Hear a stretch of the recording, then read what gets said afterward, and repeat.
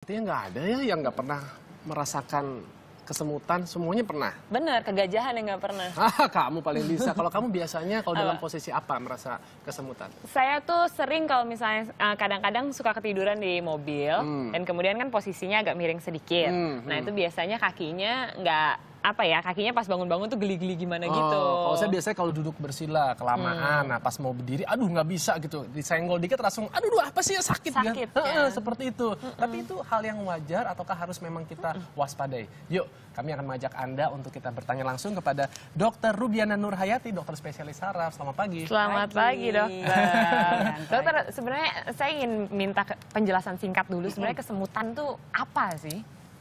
Kesemutan itu adalah sensasi, ya gangguan sensorik sebetulnya. Nah, yang terjadi pada saraf kita, yang kita merasa kayak yaitu kayak ada semut yang banyak gitu ya. Jadi kalau orang bilang, kalau mungkin bahasa Inggrisnya orang bilang tingling sensation.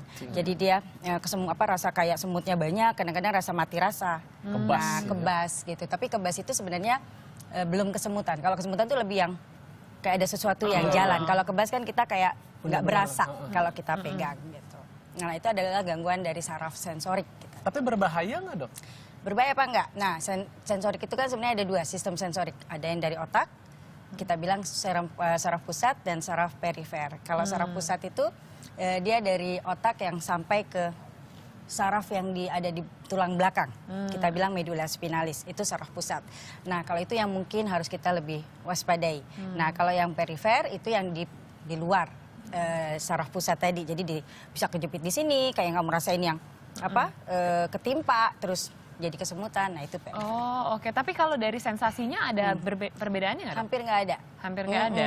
Oke, jadi kita harus mengenali sendiri begitu ya. Oke, dan juga saya yakin di antara Anda ada yang ingin bertanya seputar masalah kesemutan ini, silahkan. Kami membuka telepon interaktif di 29546188 bagi Anda yang berada di Jakarta atau di Jabodetabek tepatnya 29546189 bagi Anda yang berada di luar Jabodetabek. Kami juga membuka line ataupun juga maksud saya Twitter ya di sini ke IMS_net. Jangan lupa hashtagnya adalah IMS_kesemutan. Kesemutan. Nah, kalau misalnya ngomongin kesemutan, tadi kita kan juga Adrian sempat bilang gitu bahwa itu bisa leads atau ternyata itu adalah penyakit yang berbahaya. Sebenarnya penyakit apa aja yang memang bikin kesemutan? Iya, bikin kesemutan ini. Nah itu tadi. Kalau misalnya dari sentral, kita bisa hati-hati dengan stroke, tumor, infeksi otak. Ya itu bisa bikin gejala kesemutan karena dia kena sistem sensorik yang ada di otak kita. Jadi sistem sensorik itu sebenarnya letaknya ada di otak, menjalar ke bawah, terus dia menyebar ke seluruh tubuh. Nah reseptornya itu adanya di kulit, makanya kita rasanya kayak di kulit, rasa nggak enaknya. Gitu, reseptor dari sensorik itu adanya di kulit.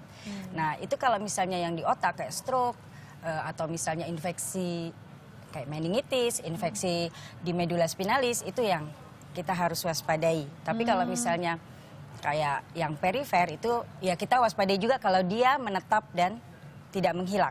Karena artinya saraf kita terjepit. Karena itu artinya ada saraf yang terganggu kalau kita merasa kesemutan. Tapi cara membedakannya gimana, Dok? Antara yang berbahaya sama yang tidak? Prinsipnya gini, kalau dia menetap, kalau misalnya kayak Adrian bilang, aku kalau duduk terus aduh kayak kesemutan terus gini hilang.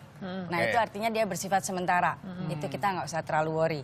Tapi kalau misalnya kok tanganku kesemutan ya, udah lama nih, terus makin lama makin bertambah kesemutan. Nah kita harus lebih hati-hati, jadi ini ada sesuatu. Nah ada mungkin aja dia bukan dari otak, tapi saraf terjepit di sini yang kita sebut carpal tunnel syndrome. Itu sering terjadi pada orang-orang yang pakai gadget lama, pakai komputer lama, orang ibu-ibu yang di rumah tangga mencuci misalnya. Nah itu membuat saraf di sini terjepit, sehingga dia rasa kesemutan di jari-jari tangan. Nah pertama-tama dia gini-gini, wah enak hilang. Tapi makin lama makin terjepit, kok kesemutannya makin menetap ya. Nah kalau udah kayak begitu, ya harus diwaspadai bahwa ini ada saraf terjepit. Oke, itu harus diwaspadai. Tapi kita juga akan mengangkat telepon, sudah ada yang tersambung yaitu Mas Agung dari Jakarta. Selamat pagi. Iya loh, selamat pagi dokter. Pagi langsung saja Mas Agung. Iya, dok saya mau nanya dok, kalau misalnya meminimalisir kesemutan itu seperti apa?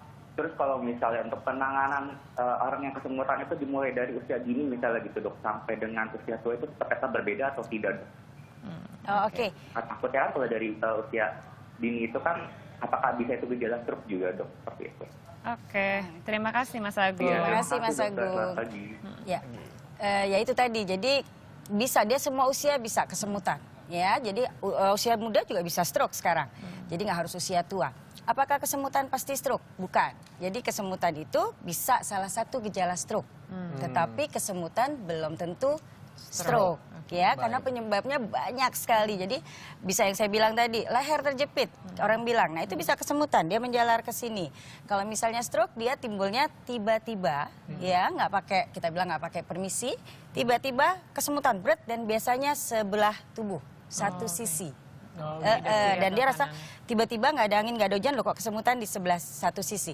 Kalau yang tipe perifer biasanya dia lebih, ya itu tadi yang saya bilang, pelan-pelan, lama-lama makin berat, makin berat. terasa. Nah, kalau yang di otak dia tiba-tiba dan langsung berat. Tapi bisakah kesemutan itu hilang? Contoh tadi kebiasaan saya yang sering duduk di bawah dalam keadaan bersila, yang tadinya mungkin 5 menit 10 menit itu udah langsung kesemutan, tapi bisakah? Karena saya lihat ada teman-teman saya duduk 1 jam juga baik-baik aja, berdiri aja gitu. Bisa, karena kan kesemutan itu bisa karena satu, obat-obatan. Jadi kalau kita minum obat yang terlalu lama juga bisa bikin kesemutan, gangguan dari saraf, kita bilang. Jadi yang kita sebut neuropati. Sarafnya yang terganggu, jadi setiap orang tuh sarafnya beda-beda. Nah, yang kedua bisa dari pembuluh darahnya. Jadi kayak kamu yang duduk bersila, nah pembuluh darahnya nggak bagus tuh ngalir ke situ.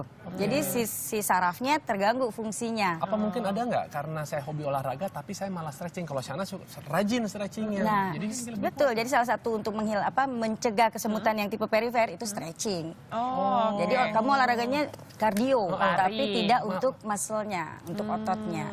Oke, jadi ada juga gerakan-gerakannya gitu nggak sih dok? Kalau misalnya saya soalnya kalau kesemutan, saya biasanya gitu aja. Maksudnya adakah pijitan pamer jam baru gitu. Kalau jam baru pamer ya gini lah, salah. Terus gimana dok? Jadi jamnya baru. Enggak. Jadi sebenarnya nggak ada gerakan khusus. Misalnya kayak aku bilang tadi, yang CTS di sini, dia lebih seneng diginiin. Kenapa? Karena kayaknya alirannya jadi mengalir lagi. Karena dia habis kejepit. Kan kalau CTS kita begini lama, dia terjepit tuh. Nah, jadi orangnya seneng untuk supaya dia terlepas gitu. Nah, tapi kalau udah kejepitnya udah permanen, mau digini-giniin juga nggak ngaruh. Nah, kayak Adrian, dia duduk bersila, itu kan aliran darahnya nggak nyampe tuh karena kita keteken nih. Nah, jadi karena aliran darah nggak bagus, sarafnya juga jadi terganggu. Nah, ketika Adrian enakan. Nah, makanya harus stretching. Salah satu untuk mencegahnya kan stretching. Oh, baiklah.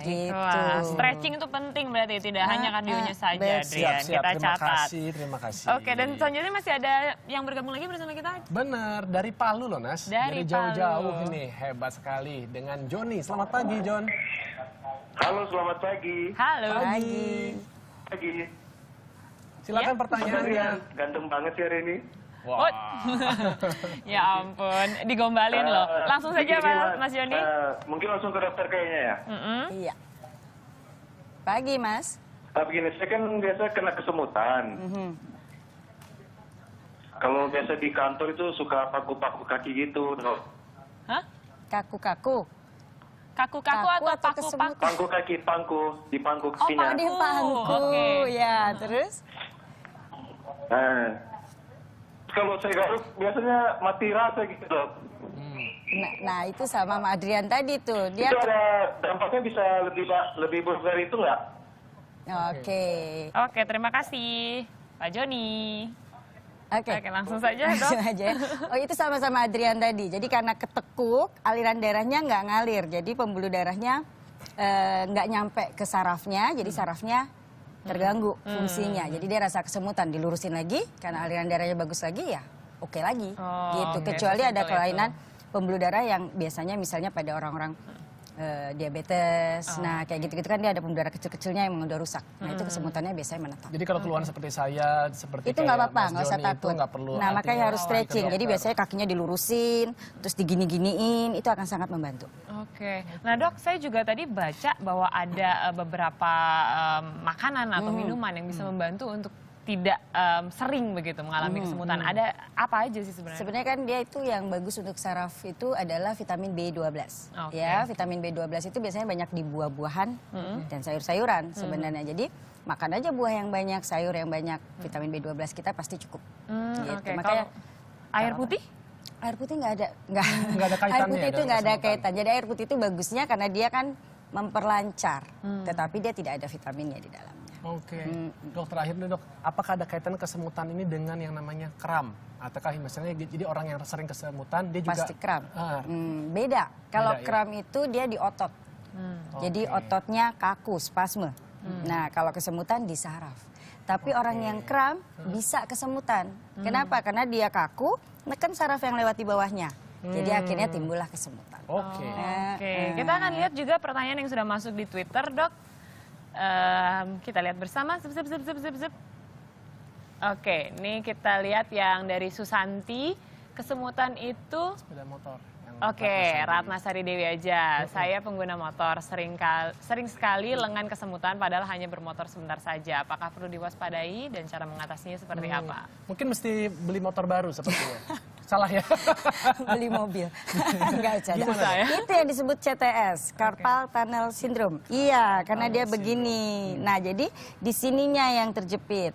Gitu. Nah, ini harus diwaspadainya. Kenapa? Lama-lama dia makin terjepit, nggak usah naik motor, dia akan kesemutan. Gitu. Ini yang disebut CTS, Carpal Tunnel Syndrome. Jadi solusinya itu ya? Solusinya harusnya itu bisa dioperasi. Justru karena dia udah kejepit banget, ada terowongan di situ yang membengkak, sarafnya ketekan. Jadi kita harus buka terowongannya itu. Aduh, kalau gitu saya sih ya daripada dioperasi, saya minta tolong ini Bang Ojek aja lah untuk antarin saya kemana-mana lah. Udahlah itu aja. Benar, ya. selain Bang Ojek juga tadi ada yang harus diingat, ada vitamin B12 dan juga memang harus stretching, kurangin lebih banyak. alkohol. Kurangin alkohol. Itu Jangan penting merokok. Juga. Oke. Karena itu juga bisa bikin kesemutan. Pokoknya gaya hidup sehat ya, Gaya Dok ya. hidup sehat.